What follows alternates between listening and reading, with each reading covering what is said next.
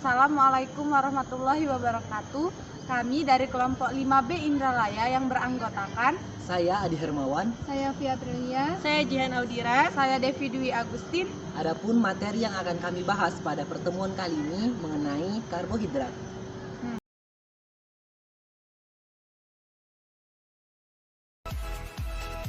Tujuan percobaan, mahasiswa mampu mengkaji implikasi karbohidrat dalam kehidupan sehari-hari.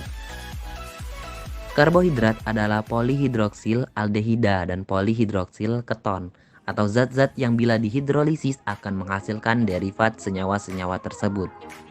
Suatu karbohidrat tergolong aldehida atau CHO jika oksigen karbonil berikatan dengan suatu atom tertentu atau atom terminal dan suatu keton. Jika oksigen karbonil berikatan dengan suatu keton internal.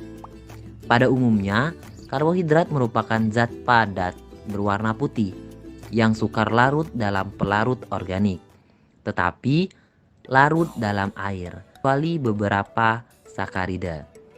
Sebagian besar karbohidrat dengan berat molekul yang rendah manis rasanya. Karena itu juga digunakan istilah gula untuk zat-zat yang tergolong karbohidrat. Prosedur proyek 1. Carilah dan pahami materi tentang karbohidrat. Yang kedua, setelah memahami carilah objek untuk dijadikan bahan video. Yang ketiga, lakukan proses pengambilan video pada objek yang dipilih. Yang terakhir, edit video semenarik mungkin. Penggolongan karbohidrat. Yang pertama ada monosakarida.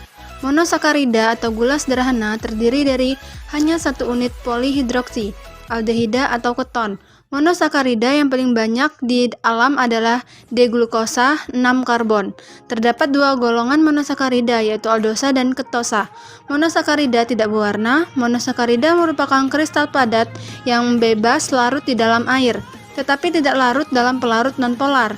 Monosakarida yang paling sederhana adalah kedua triosa 3 karbon, gliseraldehida suatu aldosa, dan dehidroksilasetan suatu ketosa. Gula yang paling banyak terdapat di alam seperti ribosa, glukosa, fruktosa, dan manosa. Selanjutnya yaitu oligosakarida. Oligosakarida terdiri dari rantai pendek unit monosakarida yang digabungkan bersama-sama oleh ikatan kovalen.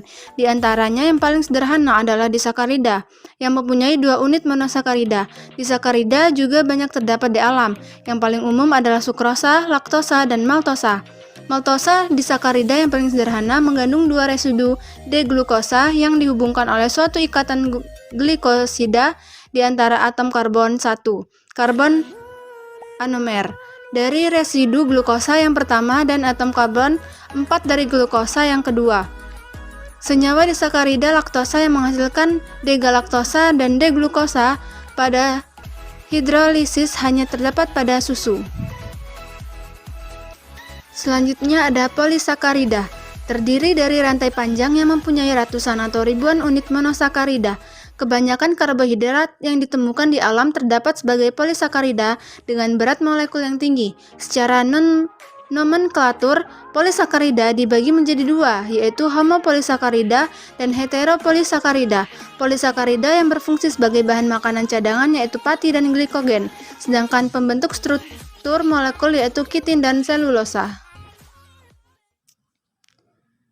Pati merupakan senyawa cadangan pada tumbuhan yang terdiri atas unit glukosa. Pati terdiri atas 2 komponen homopolisakarida yaitu amilosa dan amilopektin. Susunan komponen tersebut dalam tumbuhan yaitu 10-30% amilosa dan 70-90% amilopektin. Amilosa memiliki struktur rantai lurus yang terbentuk dari ikatan glikosidik 1,4 antara molekul alpha D-glukosa. Amilosa dapat membentuk struktur heliks di mana rata-rata terdapat 8 molekul glukosa setiap putaran heliks.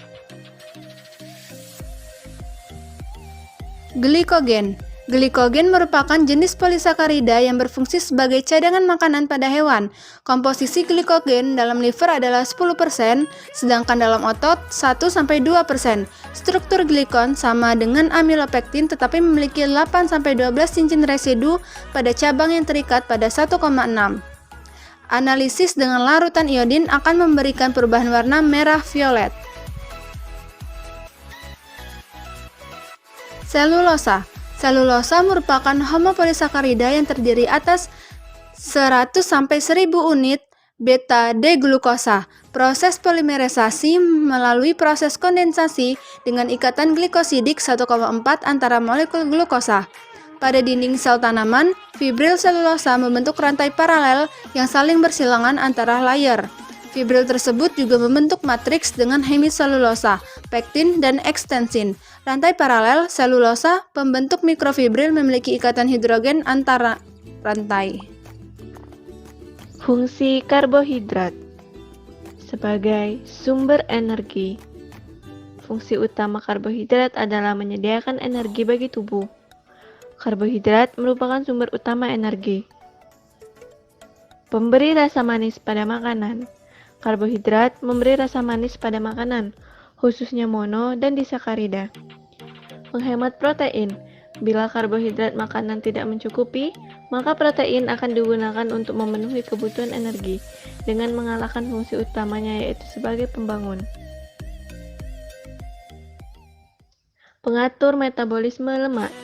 Karbohidrat mencegah terjadinya oksidasi lemak yang tidak sempurna sehingga menghasilkan bahan-bahan keton berupa asam asetoasetat, aseton, dan asam beta-hidroksibutirat. Membantu pengeluaran feses. Karbohidrat membantu pengeluaran feses dengan cara mengatur peristaltik usus dan memberi bentuk pada feses. Sifat-sifat karbohidrat. Pada umumnya, sukar larut pada larutan nonpolar. Gelatinisasi. Bila pati dimasukkan dalam air dingin, granula pati akan menyerap air dengan membungkak. Pati yang telah mengalami gelatinasi akan meningkat nilai viskositasnya. Dapat dikeringkan kembali, tetapi molekul-molekul tersebut tidak dapat kembali lagi ke sifat-sifatnya sebelum gelatinisasi. 3. Retrogradasi, yaitu proses kristalisasi kembali pati yang telah mengalami gelatinasi. Saneresis merupakan proses keluarnya air dari gel karbohidrat yang telah tergelatinisasi karena perlakuan tertentu. Lalu ada polimerisasi pati, merupakan pembentukan pati dimulai dari monosakarida hingga ke polisakarida. Lalu yang terakhir ada pemecahan pati, merupakan pemberian panas dan enzim tertentu pada karbohidrat akan memotong ikatan kimianya. Pengujian karbohidrat secara kualitatif. Uji Benedict digunakan untuk menentukan monosakarida dan disakarida yang mengandung grup aldehid yang dapat dioksida asam karboksil. Gula akan mereduksi ion kupri pada larutan Benedict. Reaksi Benedict berupa larutan yang mengandung kupri sulfat, natrium karbonat, dan natrium sitrat. Endapan yang terbentuk dapat berwarna hijau, kuning, atau merah bata. Uji Fehling. Uji Fehling bertujuan untuk mengetahui adanya gugus aldehid. Reagen yang digunakan dalam pengujian ini adalah Fehling A atau CuSO4 dan Fehling B atau NaOH dan KNA tartarat. Untuk mengidentifikasi karbohidrat yaitu gula reduksi ditambahkan dengan campuran larutan CuSO4 dalam suasana alkalis atau dengan ditambah NaOH dan ditambah dengan relating agent. Lalu dipanaskan maka akan terbentuk endapan kuprooksida Cu2O atau endapan merah bata yang terbentuk merupakan hasil sampingan dari reaksi pembentukan asam karboksilat. Uji Molis. Uji Molis digunakan untuk menentukan adanya karbohidrat dalam suatu sampel. Untuk melakukan uji Molis digunakan reagen kimia yang berupa larutan naftol dalam alkohol. Apabila suatu sampel tersebut mengandung karbohidrat, maka larutan tersebut akan berubah menjadi warna ungu. Uji Barfoot. Uji Barfoot digunakan untuk membedakan disakarida dan monosakarida. Untuk membedakannya didapatkan hasil endapan berwarna merah bata pada monosakarida dan endapan berwarna biru pada disakarida. Pada uji barefoot yaitu terdeteksi monosakarida membentuk endapan merah bata karena terbentuk hasil Cu2O. Uji Seliwanov. Uji Seliwanov digunakan untuk mengetahui adanya kandungan gugus ketosa pada sampel. Ketosa dibedakan dari aldosa via gugus fungsi keton atau aldehida gula tersebut. Jika gula mempunyai gugus keton, ia adalah ketosa, dan jika mengandung gugus aldehida adalah aldosa. Uji ini didasarkan pada fakta bahwa ketika dipanaskan, ketosa lebih dapat terhidrasi dari aldosa. Reaksi positif pada uji ini ketika menunjukkan adanya warna merah. Uji iodium. Uji iodium bertujuan untuk mengidentifikasi polisakarida dan reagen yang digunakan adalah larutan iodin yang merupakan I2 yang terlarut dalam potasium iodid. Reaksi antara polisakarida dengan iodin membentuk rantai poliiodida. Amilum dengan iodin dapat membentuk kompleks biru. Amilopeptin dengan iodin akan memberi warna merah ungu. Sedangkan dengan glikogen dan dextrin akan membentuk warna merah atau coklat. Warna coklat terjadi karena glikogen bereaksi dengan larutan iodin dan O2 sehingga membentuk warna coklat. Kentang merupakan sayuran yang biasa dikonsumsi sebagai makanan pokok. Sayuran ini termasuk umbi yang tumbuh di bawah tanah. Kentang terdiri dari 66-90% karbohidrat. Karbohidrat sering dianggap sebagai biang keladi kenaikan berat badan. Hal ini tidak sepenuhnya salah, terutama jika karbohidrat dikonsumsi berlebihan. Kentang dengan berat 100 gram mengandung 13,5 gram karbohidrat atau setara dengan 9-14% kebutuhan karbohidrat harian.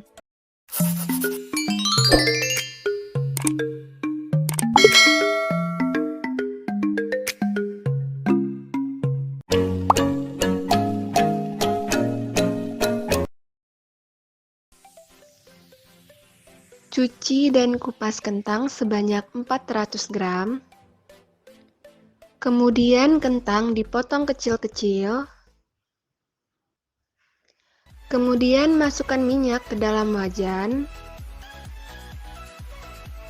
Lalu masukkan kentang yang sudah dipotong kecil-kecil tadi dan bawang.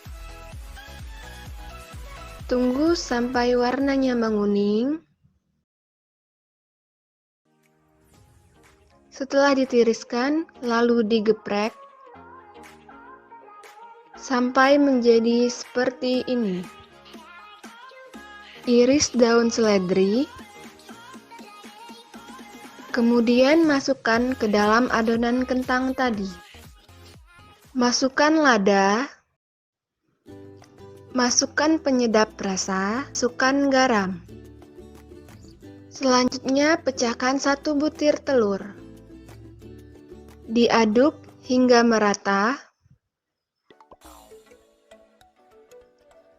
Kemudian dibentuk sesuai bentuk yang diinginkan. Masukkan ke dalam minyak panas. Setelah itu ditiriskan dan jadilah perkedel. Kesimpulan, karbohidrat merupakan salah satu zat gizi yang diperlukan oleh manusia yang berfungsi untuk menghasilkan energi bagi tubuh. Fungsi lain karbohidrat yaitu memberi rasa manis pada makanan, penghemat protein, pengatur metabolisme lemak, membantu pengeluaran feses. Lalu ada untuk membuktikan bahwa sumber-sumber karbohidrat tersebut benar merupakan karbohidrat, maka dapat dilakukan secara kualitatif dan kuantitatif. Secara kualitatif dapat dilakukan dengan uji Benedict, uji Fehling, uji Mollis, uji Barefoot, uji iodin, dan uji Seliwanov. Karbohidrat digolongkan menjadi 3 golongan karbohidrat yang didasarkan atas jumlah unit gula, yaitu monosakarida, oligosakarida, dan polisakarida. Kekurangan karbohidrat dalam jangka pendek dapat menyebabkan ketosis. Kekurangan karbohidrat secara terus-menerus akan menimbulkan dampak jangka panjang terhadap kesehatan seperti kekurangan nutrisi dan kerusakan pembuluh darah. Apabila kelebihan karbohidrat dapat menyebabkan mudah terkena diabetes, melitus, dan kolesterol tinggi. Demikianlah video dari kelompok kami. Semoga bermanfaat. Terima kasih. Wassalamualaikum warahmatullahi wabarakatuh.